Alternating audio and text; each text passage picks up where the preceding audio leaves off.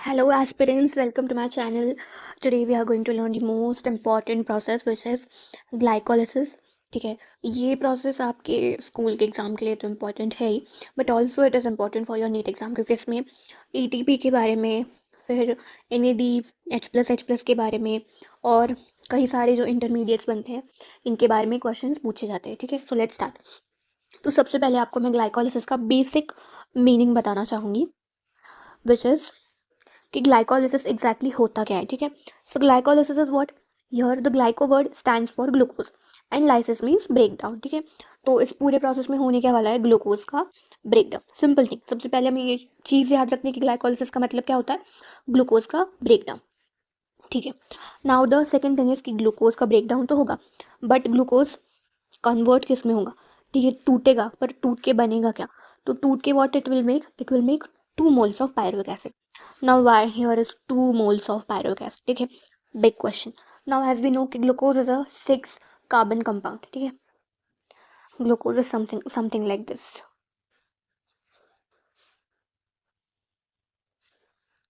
C6H12O6. This is a 6 carbon compound. Glucose is a 6 carbon compound. और जो pyruvic acid है it is a 2 carbon compound. तो reaction balance करने के लिए यहाँ पे 2 moles ऑफ पायरुविक एसिड बनेंगे. ठीक है, इतनी चीज़ आप लोगों को क्लियर होगी कि 1 ग्लूकोज से 2 moles ऑफ पायरुविक एसिड बनते हैं. नेक्स्ट चीज़ हम लोग रीड करते हैं क्या दी हुई है. ठीक है, नेक्स्ट थिंग इज की glycolysis is a 10 step reaction in which 2 moles of ATP is formed. अब ये मैंने यहाँ पे आपको नेट एटीपी के बारे में इन्फॉर्मेशन दी है. ठीक है, कि नेट इतने एटीपी बनते हैं. वैसे तो पूरे प्रोसेस में 4 एटीपी बनते हैं बट उसमें से 2 एटीपी यूज भी होते हैं, इसलिए यहाँ पे मैंने नेट एटीपी का कैलकुलेशन दिया है which is 2 ATP. Now again इस लाइन में इंपॉर्टेंट चीज़ क्या है कि ये कितने स्टेप की रिएक्शन है. Glycolysis is a 10 step reaction. और एक चीज़ मैं आपको यहाँ पे बता दूँ कि every reaction needs an enzyme. ठीक है, हर एक स्टेप में एक एक एंजाइम यूज़ होता है. ऐसे 10 स्टेप है टोटल, तो 10 के 10 स्टेप में 10 एंजाइम्स यूज़ होंगे बट यहाँ पे आपको बस 2 एंजाइम्स के नाम दिए हुए. उसमें से एक एंजाइम जो है वो स्टेप्स में हम लोग पढ़ेंगे बट एक एंजाइम है जो चार्ट में नहीं है, वो एनसीईआरटी की लाइन में दिया हुआ है. अब वो कहाँ दिया है, कैसे दिया है, दैट आई विल एक्सप्लेन. ठीक है, बट आपको इतना समझ में आ गया कि 1 mole of glucose is getting converted into 2 moles of pyruvic acid and glycolysis is a 10 step reaction and every reaction needs an enzyme and 2 moles of ATP is form. ठीक है, नेट एटीपी की बात करें. अब glucose आया कहाँ से, plant की बॉडी में. Very important question. ठीक है, अब आपको इतना पता होगा कि प्लांट जो है फोटोसिंथेसिस के प्रोसेस से एक तो कार्बोहाइड्रेट बनाता है या फिर सुक्रोज बनाता है. ठीक है, अब देखो, अब यहाँ पे मेन चीज़ आती है कि सुक्रोज से ग्लूकोज कैसे बनता है. नाउ यू नो कि सुक्रोज इज अ डाइसेक्राइड और सुक्रोज ब्रेक होके 2 मोनोसेक्राइड्स बनाते हैं. One is glucose and another is fructose. ये किसकी मदद से होता है, इन्वर्टेज एंजाइम की मदद से. अगर इन्वर्टेज एंजाइम नहीं होगा तो एक तो ये प्रोसेस होगी नहीं, या फिर हुई तो भी ये प्रोसेस स्लो होगी. ठीक है, तो sucrose is a disaccharide and it's get converted into glucose and fructose. और अगर कार्बोहाइड्रेट बना तो कार्बोहाइड्रेट को तो बेसिकली बस टूटना है मोनोमर्स में to form glucose. Now glucose and fructose are 6 membered ring structure with aldehyde and ketone group respectively. ठीक है, ग्लूकोज के पास होता है अल्डिहाइड ग्रुप एंड कीटोन के पास होता, और फ्रक्टोज के पास होता है कीटोन ग्रुप. दैट्स वाई अगर ग्लूकोज को हम लोग केमिस्ट्री की भाषा में अगर बात करें, मतलब 12th के एनसीईआरटी में आप लोग पढ़ेंगे बायोमोलिक्यूल्स चैप्टर में केमिस्ट्री के, कि ग्लूकोज को हम लोग अल्डो हेक्सोस बोलते हैं और फ्रक्टोज को हम लोग कीटो हेक्सोस बोलते हैं. नाउ अल्डो स्टैंड फॉर अल्डिहाइड, क्योंकि ग्लूकोज में अल्डिहाइड ग्रुप होता है इसलिए अल्डो. और क्योंकि फ्रक्टोज के स्ट्रक्चर में कीटो ग्रुप प्रेजेंट हो कीटोन ग्रुप प्रेजेंट होता है, that's why keto. Now hexose basically stand for 6 carbon atoms. ठीक है, दोनों के स्ट्रक्चर में 6 कार्बन एटम्स हैं, इसलिए हेक्सोस वर्ड जो है वो यूज़ किया गया है. तो आपको अब ये बात समझ में आ गई कि ग्लूकोज कहाँ से आता है, सुक्रोज से. ठीक है, अब यू माइट बी थिंकिंग कि मैंने आपको इतनी सारी कहानी क्यों बताई. तो ये कहानी बताने का रीज़न ये है क्योंकि एनसीईआरटी में ये सारी चीज़ें जो है ये मेंशन की हुई है. ठीक है, उससे पहले और एक चीज़ मैं आपको बता देती हूँ कि ग्लाइकोलिसिस जो प्रोसेस है वो होती कहाँ है. ठीक है, तो glycolysis process occurs in the cytoplasm of the cell. ठीक है, ये मैंने आपको यहाँ प्लांट सेल की पिक्चर डाली हुई है. ये देखो, ये दिख रहा है आपको लाइट ग्रीन कलर में, इट इज़ ऑल साइटोप्लाज्म. और ये बड़ा सा vacuole which is a characteristic feature of plant cell, है ना. देखो दिख रहा है आपको बड़ा सा vacuole, see this is, and obviously cell wall और वैक्यूल, ठीक है, characteristic feature of plant cell. Now, the next thing, glycolysis also known as EMP pathway. EMP pathway actually scientist के नाम के ऊपर से ये नाम रखा हुआ है, EMP pathway. ठीक है, वो भी हम लोग एनसीईआरटी में भी पढ़ते हैं. ठीक है, just 2 minutes. Now, glycolysis undergoes partial oxidation. Sorry, glucose undergoes partial oxidation to form 2 molecules of pyruvic acid. तो this is very important through NEET point of view कि नीट में छोटी छोटी बातें और एनसीईआरटी से निकाल के क्वेश्चन बनाते हैं. ठीक है, अभी आपको ऐसा क्वेश्चन आ सकता है कि ग्लाइकोलिसिस प्रोसेस में ग्लूकोज का पार्शियल ऑक्सीडेशन होता है, कंप्लीट होता है, इनकम्प्लीट होता है, ऐसे क्वेश्चन आ सकते हैं. तो अगर आपने एनसीईआरटी की लाइन पढ़ी होगी तो इट इज़ गुड, बट नहीं पढ़ी होगी तो आपको वहाँ पे कन्फ्यूजन हो सकता है. ठीक है, तो ग्लूकोज में ग्लाइकोलिसिस के प्रोसेस में ग्लूकोज का पार्शियल ऑक्सीडेशन होता है to form what, to form 2 molecules of pyruvic acid. ठीक है, इतना सबको क्लियर हो गया. अब हम लोग पढ़ते हैं एनसीईआरटी की लाइन्स. देखो जो मैंने रेड में की हुई है वो लाइन पढ़ना. ठीक है, the scheme of glycolysis was given by this is scientist and is often refer to as EMP pathway. क्यों ईएमपी पाथवे? इनके सरनेम के जो इनिशियल्स है ना उनके ऊपर से नाम रखा हुआ है ईएमपी पाथवे. नाउ ग्रीन में पढ़ना. ठीक है, in this process glucose undergoes partial oxidation to form 2 molecules of pyruvic acid. मैंने आपको बता दिया. In plants this glucose is derive from sucrose which is end product of photosynthesis और storage from carbohydrates. एक तो सुक्रोज से बनेगा which is end product of photosynthesis, food है उनका, है ना, फोटोसिंथेसिस जिससे वो अपना फूड बनाते हैं, सुक्रोज, या फिर जो उनके पास स्टोर्ड कार्बोहाइड्रेट होता है उससे. नाउ देखो यहाँ पे एक line, glucose is converted in sucrose is converted into glucose and fructose by the enzyme invertase, and these two monosaccharides readily enter into the glycolytic pathway. तो ये ग्लूकोज और फ्रक्टोज जो है क्या करते हैं, तुरंत बनने के बाद तुरंत ग्लाइकोलिटिक पाथवे में एंटर करते हैं. Now let's start our process की अभी ग्लूकोज के लाइफ में क्या क्या होने वाला है. ठीक है, उसको क्या क्या देखना पड़ेगा, कितने पेन से जाएगा वो. ठीक है, ये देखते हैं अभी हम लोग. देखो आ गया अब अपना ग्लूकोज. अब ग्लूकोज जो है सबसे पहले ग्लूकोज क्या होगा, ग्लूकोज खुद को ग्लूकोज 6 फॉस्फेट में कन्वर्ट कर लेगा. ठीक है, इसके लिए इसको एक एंजाइम की मदद लगेगी विच इज हेक्सोकाइनेज. ठीक है, हेक्सोकाइनेज ऐसा एंजाइम है जो ग्लूकोज को हेल्प करेगा to get converted into glucose 6 phosphate. अब देखो यू माइट बी थिंकिंग कि ग्लूकोज से ग्लूकोज 6 फॉस्फेट बन रहा है तो इसमें फॉस्फेट ग्रुप ऐड हो रहा है, वो भी 6 दिया है तो 6th पोजीशन पे, मतलब अगर मैं ग्लूकोज का ओपन चेन स्ट्रक्चर बनाओ तो it is something like this. ठीक है, तो यहाँ पे अल्डिहाइड ग्रुप होगा एंड यहाँ पे फॉस्फेट ग्रुप. क्योंकि अल्डिहाइड सेकेंडरी सफिक्स है तो यहाँ पे इस कार्बन से हमको नंबरिंग स्टार्ट करनी पड़ेगी. तो 1 2 3 4 5 6, तो 6 नंबर के कार्बन पे फॉस्फेट है, इसलिए इसका नाम आया ग्लूकोज 6 फॉस्फेट. ठीक है, अब देखो अब क्या हो रहा है. अब ग्लूकोज जो है वो ग्लूकोज 6 फॉस्फेट में कन्वर्ट तो हो गया, बट फॉस्फेट आया कहाँ से? फॉस्फेट को डोनेट करने के लिए भी तो कोई चाहिए. तो फॉस्फेट को डोनेट करने का काम कौन करेगा? फॉस्फेट डोनेट करने का काम हमारा एटीपी करेगा बेचारा. देखो यहाँ पे एक एटीपी का मॉलिक्यूल यूज हो रहा है. जस्ट अ मिनट, मैं ये पूरा इरेज कर देती हूँ.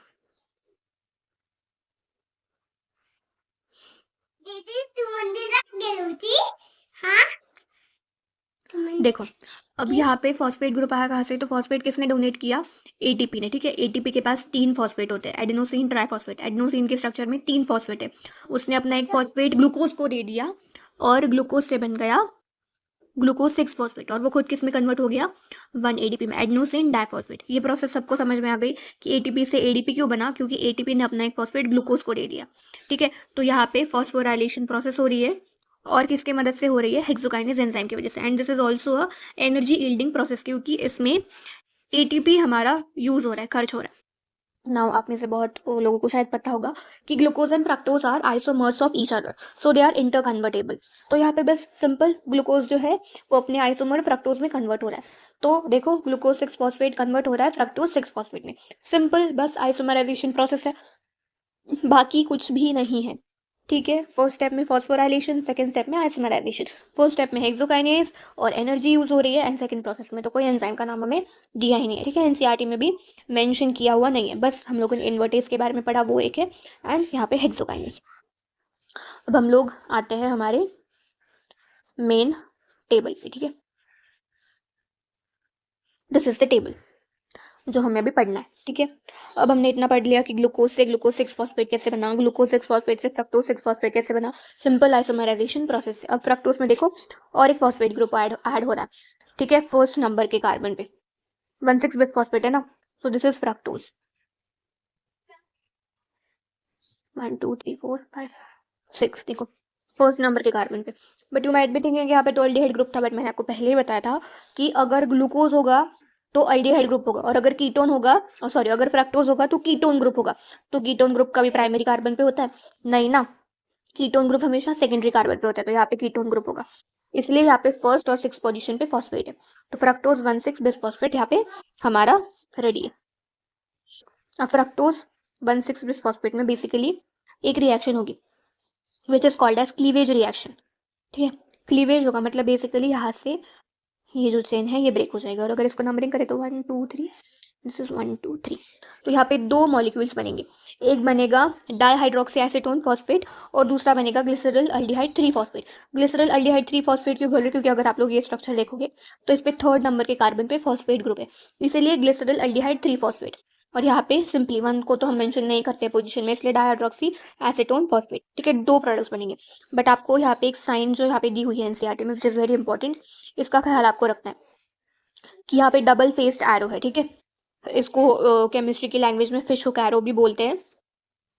देखो ये वाला एरो, ये आपको ये इंडिकेट करता है कि ये दोनों आइसोमर्स है और इंटर कन्वर्टेबल है। ठीक है, मतलब आप दोनों प्रोडक्ट्स को सेम मान सकते हो। ठीक है, तो अभी इसके आगे की जो भी प्रोसेस होगी इसमें मैं एक तो ये प्रोडक्ट लूंगी या फिर ये प्रोडक्ट लूंगी। ठीक है, दोनों दोनों प्रोडक्ट नहीं लूंगी, बट आपको अभी इतना समझना है। और एक चीज़ इसमें इंपॉर्टेंट ये है कि fructose 1,6 bis phosphate was a 6 carbon compound, और यहाँ पे जो दो ट्रायोस फॉस्फेट बन रहे हैं ये 3 कार्बन कंपाउंड बन रहे हैं। मतलब आगे की जितनी भी रिएक्शन होगी उसको हम लोगों को इंटू 2 करना पड़ेगा टू बैलेंस द रिएक्शन। देखो यहाँ पे into 2 into 2 into 2 into 2 into 2, सब इंटू 2। ठीक है, तो यहाँ से अभी हम लोग तो दो दो मोल्स ऑफ प्रोडक्ट यूज करेंगे। अब एक इम्पॉर्टेंट चीज़ जो मैं आपको बताना चाहूँगी विच इज़ की शायद अगेन आपको पता हो नहीं पता हो, ये ऐसा है कि अगर हम लोग, हाँ, अगर हम लोग अल्डिहाइड से एसिड जा रहे हैं, ठीक है, या फिर अल्कोहल से एसिड जा, अल्कोहल से अल्डिहाइड जा रहे हैं और अल्डिहाइड से एसिड जा रहे हैं, तो ना अगर अल्कोहल से अल्कोहल वाला अगर कोई प्रोडक्ट अगर अल्डिहाइड वाले प्रोडक्ट में कन्वर्ट हो रहा है तो ऐसे रिएक्शन में ऑक्सीडेशन हो रहा है, और अगर अल्डिहाइड से एसिड में कन्वर्ट हो रहा है तो अगेन ऑक्सीडेशन हो रहा है। और इसकी रिवर्स रिएक्शन, अगर एसिड से अल्डिहाइड जा रहा है तो रिडक्शन, और अल्डिहाइड से अल्कोहल जा रहा है तो अगेन रिडक्शन। इतना समझ में आ गया कि अल्कोहल से अल्डिहाइड जा रहा है तो ऑक्सीडेशन हो रहा है, और अल्डिहाइड से एसिड जा रहे हैं तो अगेन ऑक्सीडेशन हो रहा है।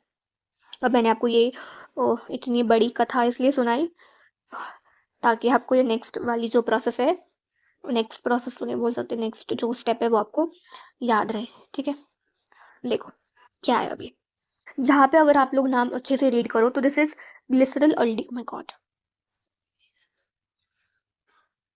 Glycerol aldehyde 3 phosphate aldehyde. और अगर नेक्स्ट आप अगर देखो तो 1,3 अल्डिहाइड, और अगर नेक्स्ट आप अगर देखो तो 1,3 बिस फॉस्फोग्लिसरिक एसिड। मतलब यहाँ पे कौन सी प्रोसेस हो रही है, ऑक्सीडेशन की प्रोसेस हो रही है।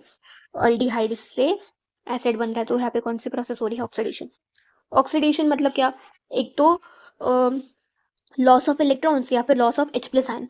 तो ये क्या कर रहा है, H प्लस आयन अपने खुद के स्ट्रक्चर में से रिमूव कर रहा है। तो रिमूव कर रहा है अगर ये खुद H प्लस आयन, तो इसके H प्लस आयन लेने के लिए कोई चाहिए भी तो सही कि कोई ले इसके H प्लस आयन। तो ये वाला काम कौन कर रहा है, ये NAD प्लस इसका H प्लस लेके खुद H प्लस में कन्वर्ट हो रहा है। ठीक है, so here it is acting as an oxidizing agent, खुद रिड्यूस हो रहा है और दूसरे को क्या कर रहा है, ऑक्सीडाइज कर रहा है। ठीक है, अब नेक्स्ट चीज हम लोग पढ़ते हैं, नेक्स्ट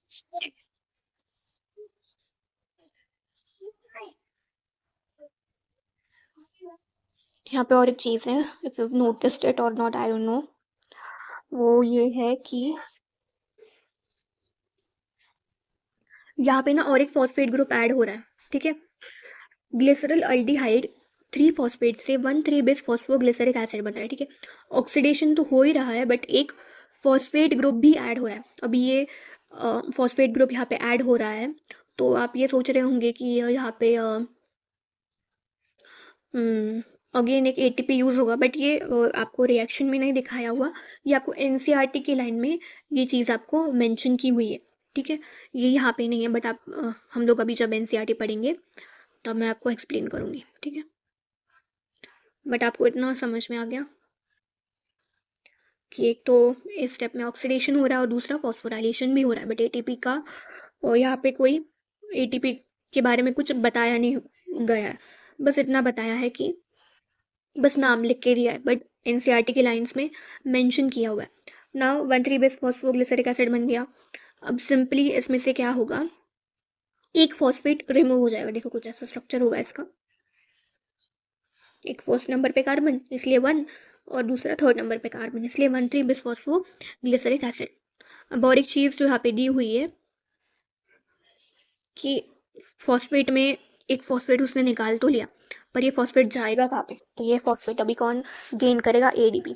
एडीपी अपना ये फॉस्फेट गेन करके खुद एटीपी में कन्वर्ट हो जाएगा। अगेन 2 मोल्स है ड्राइयूज बेस फॉस्फेट के, तो 2 मोल्स ऑफ फॉस्फेट ही निकलेंगे, और 2 moles of phosphate 2 ADP gain करेंगे और 2 एटीपी बनेंगे। तो यहाँ पे बेसिकली इस प्रोसेस में कितने एटीपी बने, 2 एटीपी बने, ठीक है। और यूज कितने हो गए, 2 ऊपर ऊपर की स्टेप्स में, ये वाली और ये वाली स्टेप्स में 2 यूज भी हो गए ना। देखो, two two triose phosphate 3 phosphoglyceric acid बन गया, मतलब कुछ ऐसा स्ट्रक्चर, ठीक है। 1 2 3 ये बन गया, ठीक है। अब इसमें क्या होगा, बेसिकली ये जो थर्ड कार्बन पे फॉस्फेट था ना, वो सेकंड कार्बन पे चला जाएगा। मतलब इस प्रोसेस में basically delocalization of phosphate होगा। जो थर्ड नंबर पे था वो सेकंड नंबर पे चला जाएगा, देखो यहाँ पे। तो 2 फॉस्फोग्लिसरेट, अब 2 फॉस्फोग्लिसरेट में से पानी रिमूव होगा, और पानी रिमूव होने के बाद it will get converted into phosphoenol pyruvate. Phosphoenol pyruvate का स्ट्रक्चर कुछ ऐसा होता है, लेट मी टेल यू।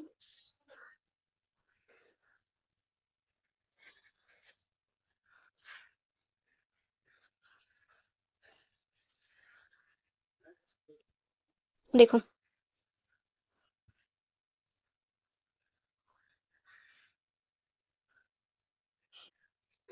कुछ ऐसा स्ट्रक्चर होता है, ठीक है। अब इसमें से यहाँ पे पायरुवेट सेकंड नंबर पे, अब इसमें से ये पायरुवेट वाला ग्रुप, सॉरी फॉस्फेट वाला ग्रुप अगेन रिमूव होगा। उसको कौन गेन करेगा, एडीपी गेन करेगा, एटीपी में कन्वर्ट हो जाएगा, और हमारे पास हमारी 2 पायरुविक एसिड तैयार हो जाएंगे, ठीक है, रेडी। यहाँ पे ना ये डबल बॉन्ड ओ है, ठीक है, ताकि वो एसिड है ये हम लोगों को समझ में आए, ठीक है। कार्बन की वैलेंसी चेक करना, 1 2 3 4 बराबर है, ठीक है। ये स्ट्रक्चर है फॉस्फोइनॉल पायरुवेट का। अब मैं फिर से आपको पूरे स्टेप्स का ओवरव्यू दे देती हूँ, इसके बाद हम लोग फटाफट से 2 मिनट में एनसीईआरटी पढ़ लेंगे, ठीक है। सबसे पहले स्टेप में क्या हुआ, ग्लूकोज जो है वो ग्लूकोज 6 फॉस्फेट में कन्वर्ट हो गया, ठीक है। किसने किया उसको कन्वर्ट, हेक्सोकाइनेज ने, ठीक है। फॉस्फेट किसने दिया, एटीपी ने अपना फॉस्फेट देके एडीपी में कन्वर्ट हो गया। ग्लूकोज 6 फॉस्फेट फ्रक्टोज 6 फॉस्फेट में कन्वर्ट हो गया आइसोमराइजेशन प्रोसेस से। फ्रक्टोज 6 फॉस्फेट जो है वो फ्रक्टोज 1 6 बिस्फॉस्फेट में कन्वर्ट हो गया। अगेन उसमें एक पी ऐड हो गया, वो किसने पी दिया उसको, एटीपी, एटीपी ने अपना एक पी दिया, खुद एडीपी में कन्वर्ट हो गया। अब इसमें फ्रक्टोज 1 6 बिस्फॉस्फेट में कौन सी रिएक्शन हुई, क्लीवेज रिएक्शन हुई, और वो 2 मॉलिक्यूल्स में कन्वर्ट हो गया। एक ग्लिसरल अल्डिहाइड 3 फॉस्फेट एंड दूसरा डाइहाइड्रोक्सिक एसीटोन फॉस्फेट। ये दोनों इंटर कन्वर्टेबल है, या फिर हम लोग इसको आइसोमर्स भी बोल सकते हैं एक दूसरे के। अभी अल्डिहाइड है, अल्डिहाइड से अगर एसिड बन रहा है, तो इसमें ऑक्सीडेशन रिएक्शन हो रहा है, ऑक्सीडेशन रिएक्शन हो रहा है मतलब इस कंपाउंड में से एक H+ रिमूव हो रहा है, H+ रिमूव हो रहा है, तो उसको गेन करने के लिए कोई कंपाउंड चाहिए, तो कौन गेन कर रहा है, NAD+। NAD+ खुद वो गेन करके NADH+ में कन्वर्ट हो रहा है, ठीक है। So now here NAD+ is acting as an oxidizing agent, ठीक है। दूसरे को ऑक्सीडाइज कर रहा है और खुद क्या हो रहा है, रिड्यूस हो रहा है। ऑक्सीडेशन हो गई, ऑक्सीडेशन के बाद यहाँ पे फॉस्फोराइलेशन भी हुआ, फॉस्फोराइलेशन हुआ, बट वो इसमें मेंशन नहीं किया हुआ, वो मेंशन किया हुआ है लाइंस में, ठीक है, एनसीईआरटी की लाइंस में। अब फॉस्फोराइलेशन हुआ तो उसमें से एक फॉस्फेट ग्रुप यहाँ पे अगेन रिमूव भी हो जाएगा, वो रिमूव हो जाएगा तो वो कौन गेन कर लेगा, एडीपी, एडीपी ले लेगा और एटीपी में कन्वर्ट हो जाएगा। अब इसके मैंने आपको बताया कि ये जो है इनटू 2 में सारी प्रोसेस चलेगी यहाँ से, क्योंकि यहाँ पे क्लीवेज वाली प्रोसेस हो चुकी है। अब ये बन गया एक फॉस्फेट ग्रुप डोनेट करके, ये 3 फॉस्फोग्लिसरिक एसिड बना। 3 फॉस्फोग्लिसरिक एसिड में डीलोकलाइजेशन की रिएक्शन होगी, ठीक है। डीलोकलाइजेशन रिएक्शन होने के बाद वो कन्वर्ट हो जाएगा 2 फॉस्फोग्लिसरेट में। 2 फॉस्फोग्लिसरेट अपना वाटर मॉलिक्यूल रिमूव करके 2 फॉस्फोइनॉल पायरुवेट में कन्वर्ट हो जाएगा। फॉस्फोइनॉल पायरुवेट का स्ट्रक्चर कुछ ऐसा होता है।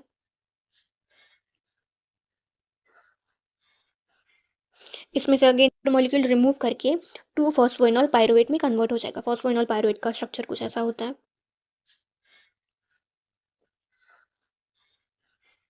इसमें से अगेन एक फॉस्फेट ग्रुप निकल जाएगा, जो कौन गेन करेगा, एडीपी गेन करेगा, और वो किस में कन्वर्ट हो जाएगा, फॉस्फोइनॉल पायरुवेट पायरुविक एसिड में, ठीक है। होपफुली आपको इतनी सारी चीज़ें याद होंगी, ठीक है, और आपको याद तो करनी पड़ेगी, ठीक है। There is no option for this. अब let us read the NCERT once, कि अगर हमसे कुछ रह गया होगा तो उसमें वो हम लोग पढ़ लेंगे, ठीक है। Let's start reading. Sucrose is converted into glucose, wait a minute, of sucrose is converted in क्यों नहीं चल रहा,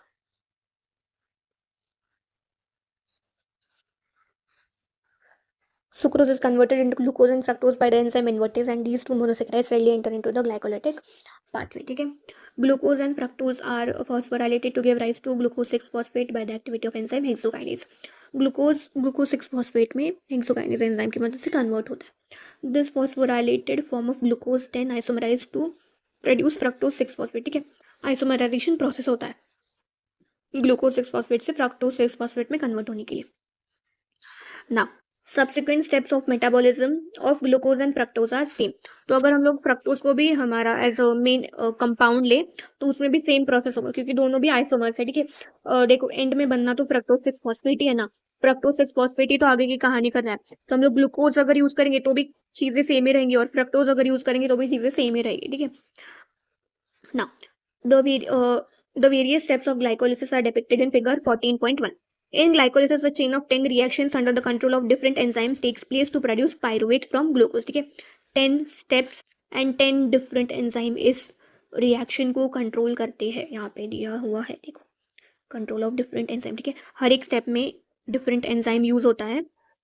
अब हमें दिया हुआ नहीं है और टेबल में, बट हमें याद रखना है। They might ask you the question. Now, while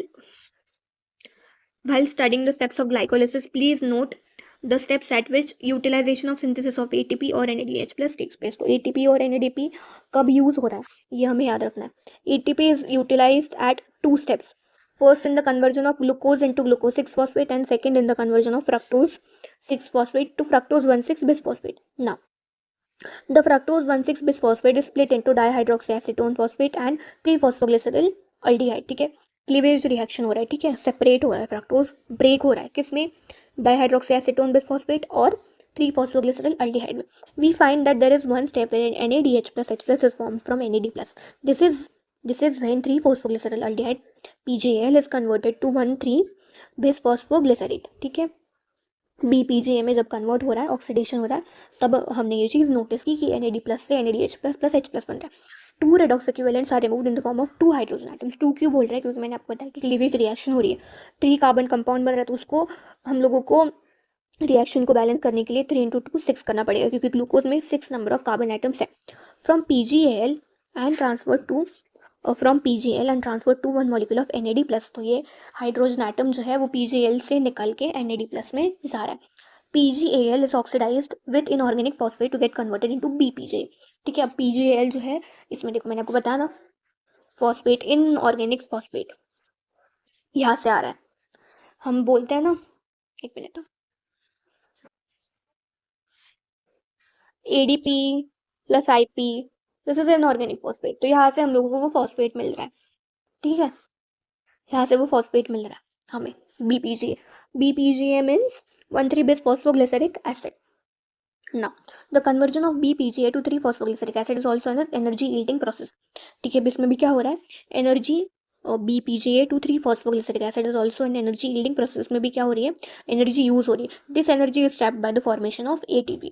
ये एनर्जी जो है ये ट्रैप हो रही है, मतलब यूज तो हो ही रही है, ठीक है, क्योंकि पी तो जा ही रहा है, बट ATP भी बन रहा है क्योंकि BPGA से फॉस्फेट ग्रुप रिमूव भी हो रहा है. Another ATP is synthesized during the conversion of PEP, which is phosphophenol pyruvate, to pyruvic acid. Now, pyruvic acid is then the key product of glycolysis. What is metabolic fate of pyruvate? अब pyruvate का आगे क्या होगा, अब देखो, pyruvic acid तो बन गया. पायरुविक एसिड भले ही बैक्टीरिया हो, प्लांट हो, किसी में भी हो, ग्लाइकोलिसिस की प्रोसेस तो उसमें होती ही है, ठीक है. बट अगर एनारोबिक किसी का, कोई अगर एनारोबिकली रेस्पिरेशन हो रहा है किसी का, तो पायरुविक एसिड का फेट कुछ अलग होता है.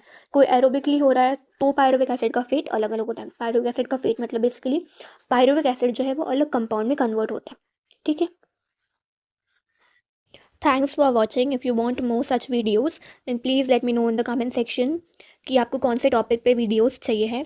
And also if you want notes of this table कि कौन से स्टेप में कौन सी प्रोसेस हो रही है, then let me know in the comment section. मैं आपको हैंड रिटन नोट्स प्रोवाइड करूँगी. And thanks for watching, and please like, share and subscribe to my channel.